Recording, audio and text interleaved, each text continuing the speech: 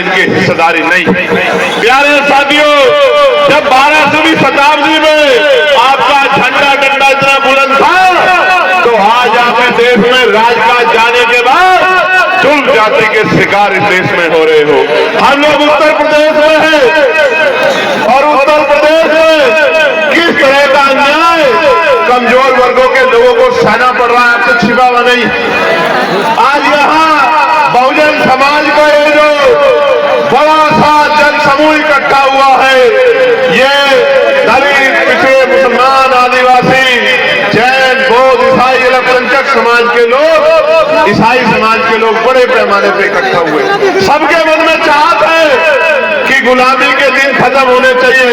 मैं एक बात आपको बताना चाहता हूं, इस देश में कौन हमारा अपना है, कौन पराया है, किसने हमें क्या दिया है और किसने किसकी वजह से हमें गुलामियों की बेड़ियां सहनी पड़ी है। जब तक मेरा नौजवान नहीं जानेगा तब तक बात आगे नहीं बढ़ेगी। आप याद करो, और मैं जो बात कह रहा हूं आप इसको चेक कर लेना। मैंने पार्लियामेंट में बात कही थी कि हमें जो भी अधिकार मिले हैं वो मांगने से नहीं मिले मेरे लोगों।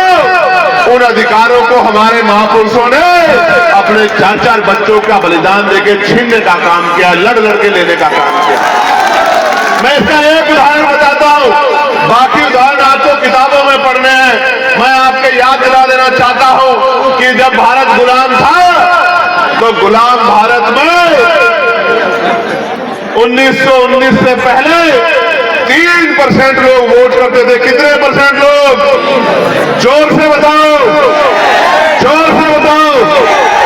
3% लोग। फिर मॉन्टेगो चेंज वोट समिति बनी, उसने कुछ सुधार करने की बात कही, सुधार भी हुए और 3% से बढ़ के 15% लोगों को वोट देने का अधिकार मिल गया। गौर से सुनना, पहले 3% लोग वोट करते थे, फिर 15% हो गए।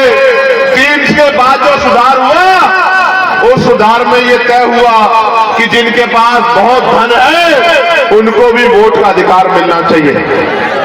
जिनके पास जमीनें हैं, जमींदार हैं, उनको भी वोट का अधिकार मिलना चाहिए। जिनके पास जो टैक्स पेयर है, व्यापारी है, बिजनेसमैन है, उनको भी वोट का अधिकार मिलना चाहिए।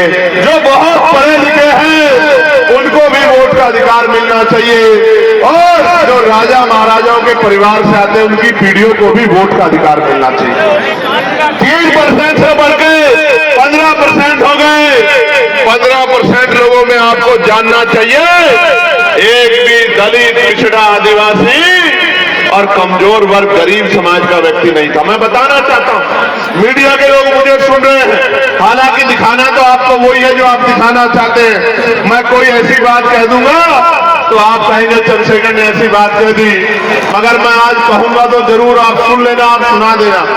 मैं आपको बताना चाहता हूं, मैं इतिहास की बात कर रहा हूं, मैं इतिहास का स्टूडेंट हूं, मैं वकील हूं।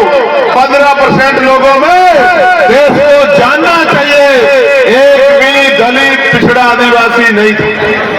कौन थे? सामान्य जाति के लोग। कौन थे? सामान्य जाति के लोग। कौन थे?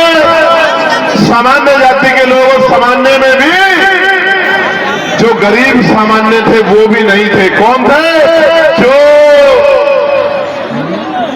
मजबूत, ताकतवर, पैसे वाले, संपन्न सामान्य जाति के लोग थे, वही वोट का काम इस देश में करते थे। वही वोट का काम इस देश में करते थे और उन्हीं के द्वारा सरकारें अंग्रेजों के राज में चुनी जाती थी। मैं आपको एक और जानकारी देना चाहता हूं, मेरी माए बहनें बहुत बड़ी पैमाने पे आई हैं अपने बच्चों को आशीर्वाद देने। मैं आपको बताना चाहता हूं, एक भी महिला को किसी भी जाति, किसी भी धर्म की हो, वोट डालने का अधिकार भारत में नहीं था। ये वोट का अधिकार कैसे मिला, किसने दिलाया? ये वोट का अधिकार 1919 के बाद बाबा साहब अम्बेडकर ने 22 का धिक्कारणी सभा बना के और मेमोरेंडम दिया और उस मेमोरेंडम की जांच करने साइमन कमीशन आया और साइमन कमीशन की रिपोर्ट के आधार पे गोलमेज कॉन्फ्रेंस हुआ और उस गोलमेज कॉन्फ्रेंस में बाबा साहब अम्बेडकर ने आपको, मुझे और मेरे जैसे करोड़ों लोगों को वोट का अधिकार दिलाने का काम किया, देश की हर महिला को वोट का अधिकार दिलाने का काम किया।